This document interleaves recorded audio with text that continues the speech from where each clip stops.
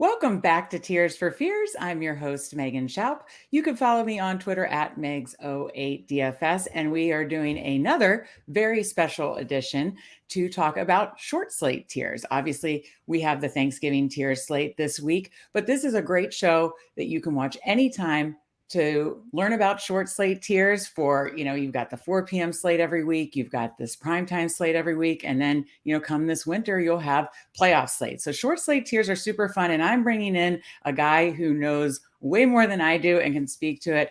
Remy Cote, thank you so much for joining me today. How are you doing? Are you excited to talk about some short slate tiers? Hi, Megan. Yeah, I'm doing great. Really excited. I love the short slates. My favorite slates to build. My ROI disagrees, but yeah, they're a lot of fun. I love the short slates. Yeah, well, so hopefully you've watched this already, but Remy came on Tears for Fears a few weeks ago. We talked about general, just tiers strategy, and it was a really good show. So if you haven't checked it out, go on the FanSpeak Network, check out just general tier strategy. He has a lot of great insight. Why does he have great insight? This guy plays tiers every week, plays all the different slates, and he's just coming off a win. He just won the Flea Flicker this past Sunday. So congrats again, Remy. Thanks.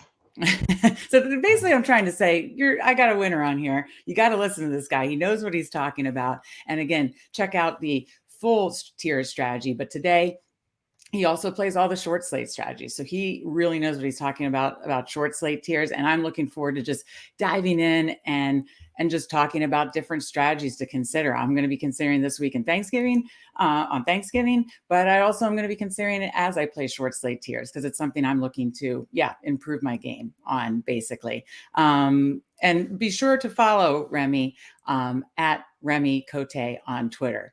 So let's jump right in. Remy, what do you think is the main difference between short slate and full slate tiers? Well, the main difference is there are a lot less combinations. So there are 8 tiers in the main Flea Flicker, main GPPs on the main slate, which equals to about 1.4 million possible combinations versus only 18,000 combinations in the short slates. Right. And of those 14,000 combinations, there are maybe, 10,000, 12,000 that are actually viable if you take away just, all the low projected lineups. So that's about half as many. You got half as many entries, but 100 times less combinations. Sure. So your main goal should be to get different. It's very challenging. That's easier said than done. Getting duplicated in the long run really hurts your ROI. Right. And the average duplicated lineup in the short slate is around 4 times. So the average lineup has a duplication of 4x versus about 1.7x in the full slate GPP. Oh, that's super interesting. Yeah, no, that makes sense. I mean, because again, for those that don't know, for those that are just starting in tiers, obviously the full slate is 8 tiers, and when you get down to 7 and 8, there's a lot more players, and the short slate tiers is just 6 tiers. So, I mean, that's why obviously you get those huge number discrepancies as far as the combinations and stuff, right? Right. So, okay, well, let's talk. Some different strategy key points, right? So let's talk first, team stacks and game stacks. I would have thought, and what I probably have done in the past is hope one game goes off, like let's in the case of, Thanksgiving, or even on, 4 p.m., usually have 3 games. So if you're talking 3 games, you hope one game goes off and the other 2 are kind of quiet. And I just really stack up one game. What is your opinion on team stacks and game stacks and kind of, the ROI there or the benefit there? Sure. So I'm a huge proponent of game stacking in general. I love the game stack, full stacks with the bring back. I try to maximize the most correlation I can get out of my lineups. And I sort of realized later on that was a flaw in my game for the short slates because the odds of a game going off are much lower in just simple math, short game on a short slate versus an 11 game slate where the odds of a game going off are 4 times higher. Right. So I try to forego game stacking as a whole in the short slates. Doesn't mean you can't do it, but you might want to get creative in one of the extra spots. Okay, that makes sense. So if you do it, maybe where you aren't game stacking, try to have a more lower owned player, maybe, right? Sure. Yeah, that's the key. You have to get different anywhere else. So not a lot of people actually do game stack, but the people who do always end up with the same lineups. And that was something I totally I haven't, it's something I haven't really thought about until this season. So what I did is I always analyze the lineups, I download the CSVs, and I always take a look at who game stacks, Right. what clip. And not a lot of people game stack, so it was maybe around 2 to 3%, maybe 5%, depending on the slate. And once you realize that those 5% all have the same lineups because there are only 6 tiers instead of 8, it just made me realize that it was a fool's errand. Yeah, no, that makes a ton of sense. Well, so definitely something to keep in mind. I mean, obviously, if you do think, how do you, if say someone really does feel convicted that one game is going to go off, well, so you said if you do game stack, get different. I guess the other thing is to keep in mind what we talked about in the first show is just because a game goes off doesn't, you also still have to consider who's in that tier with them, right? I mean, so Right. like if tier 2, let's just say that the Dallas game goes off and you want to have CD Lamb, but maybe Stephon Diggs still outscores CD Lamb. Like, how do you kind of weight that as you're building your short slate tiers? Do you lean more into I'm not sure projections, or do you lean more into, I lean on how the do you? projections. I think it's a type of scenario that not necessarily a right or wrong answer. Right, If you build 115 lineups, you will want to have some, Josh Allen with, let's say, Jefferson instead of Diggs. You're going to right, want to. Not a right. lot, but it, all lineups make a lot. Some lineups that wouldn't make sense in the main slate Mm-hmm. will make some sense in the short slate. So you might want to get different that way. But what I also notice is, let's say, for example, that Josh Allen comes in at, let's say Stephon Diggs comes in at a 30% ownership Mm-hmm. in general. Right, He will be 50% owned in the lineups that contain Josh Allen.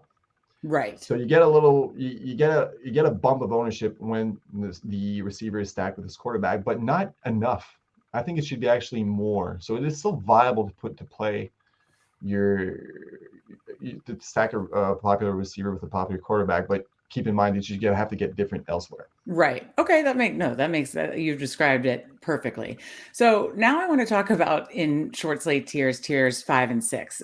Because in main slate tiers 7 and 8, most of those players are still, how do I say it, viable in that, they have a decent role on their team projection, right? They'll probably Right. have a decent projection. Sure, tier 7 and 8 and main slate are going to have a boom bust to them as well. But in tiers 5 and 6, usually, especially tier 6 on short slate, you are looking at guys that could potentially get you to zero. So how do you handle tiers 5 and 6? Because I find them very interesting on short slate. I find that you could really get a ton of leverage there. Because again, we were talking Mhm. about pre-show and why you won the flea flicker this week, or one of the reasons you won the flea flicker this week is you had Devontae Adams in your winning lineup at super low ownership, and he just obviously went off. I think in tier 6, if you get a low owned guy that goes off and again separates from the field. So that's what's so interesting about tiers. If there's two guys that finish close or two or three guys that finish close, you may not have to have the perfect lineup, but I think you have to be a little more perfect on short slate. But if a guy has a wide discrepancy from the other players in his tier and really there's a wide gap, you have to have that guy. So, and You especially do. if you have to have that guy and he's low owned, oh my goodness. So, I mean, I find tier 5 and 6 interesting. How do you handle tier 5 and 6? Well, just to add on that, you might actually need the guy who has 1.2 points versus the guy that actually comes in with 1 point, or a Right. very slim margin, depending Right. if the winning quarterback, say Josh Allen, 60% owned, Right. that point of the difference might not mean a lot in the main slate. In the short slate, might mean it actually gives you a lot of leverage. Right. It's Right. I see it just might be the player that differentiate, or you could have, I don't know, you can have the third best lineup and still being in 50th place because there was a train that won, Right. who had a high owned tier 6 player. But if you just get a low owned player just to get a little edge, that could be actually enough to win you a GPP, which might not be necessarily be the case in the main slate. And another one on Right. those players is, although some of them project fairly poorly, they're all in play. Right. And these are Oh, the players they're going to use to get different. So can you play Josh Allen with Stephon Diggs at 60%? Sure, you can play anybody, play whoever you want, but use those low owned players in tier 6 to those are the kickers. Right. So I had some success last year. I hit on Deshaun Jackson, and he was tier 6, if you remember. And so that's why I mean, like tier 6, you can get a guy who has like a great game, or like you said, it can just be all guys are kind of average, and then like you said, it's just that slim margin. So I had that, and then but just my other combinations weren't quite right. I had a profitable tiers day thanks to Deshaun Jackson, but it wasn't a winning tiers day because I missed in some other spots. So that was a bummer. But I guess so you're open to playing, and you mass multi-enter and you're open to playing all the guys. But if you're someone like me playing 20 lineups, how would you handle that for tiers 5? Or let's just talk about tier 6, because that tier 6 to me is super interesting. Again, some of those guys can get a 0. Some of those guys can have a Deshaun Jackson day like last year. And some of those guys, like you said, could just fall in that like anywhere from 3 points to 6 points. So how, if you were running like 5 to 20 lineups, less lineups, how would you recommend for those people handling tier 6 and analyzing those guys? Would you lean into projections? Would you look for the low owned guys, or what would you do? I will lean on the projections. There's a nuance. It depends on what time the game starts. So let's say for the primetime slate where there's a Sunday night and a Monday night game, I'm not gonna have exposure to everybody. I'm gonna build my lineups with the highest projected players if that player happens to be in the Monday night game. And after the first game ends, I can reassess my lineups and try to pick out which ones are dead, and which the dead ones I'm just gonna swap off to the player who's projected very, very, very, very, very poorly. Maybe even projected at, unless there's an obvious injury or something. I'm going to play everybody. Try to grind out that little percentage points of ROI. Okay. No, that's super interesting. So what would you recommend on, Thanksgiving? I know this is a short slate thing or playoffs, where it's different, like individual time period, but there's like a quick turnaround in between each game. There's a lot of edge to be gained if you want to spend some time in front of your computer on Thanksgiving Thanksgiving. So thankfully, I'm Canadian. We don't celebrate. Well, we do celebrate Thanksgiving. It's just not on the same day. Right. Exactly. Yeah. Right. So so Canadians have a massive edge. That's what I'm trying to say now.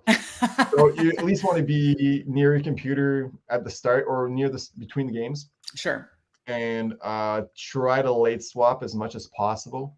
So, and if you hesitate between an early game player and an afternoon or evening night player, just take the one with the furthest start time. Okay. It just gives you more options to reevaluate your lineups depending on what happened in the first game and the second game. Right. But and that makes a ton of sense, but you obviously want to lean into projections in tier 6, but you're also, I assume, really are cognizant of like, okay, this guy could be like less than 10% owned or super low owned, right? I assume, like, is tier 6 where you're looking to get the low owned guy?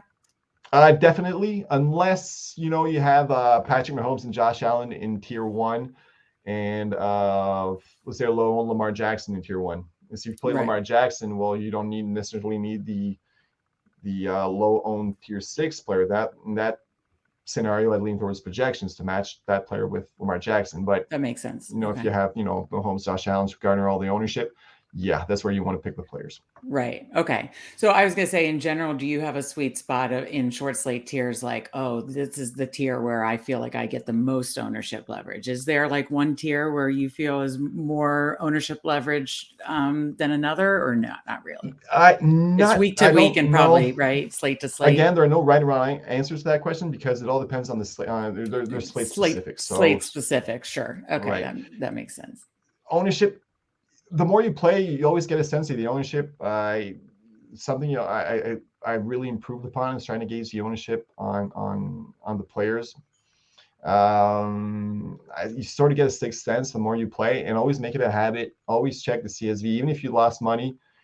With Slate is over, just download the CSV or at least check the ownership.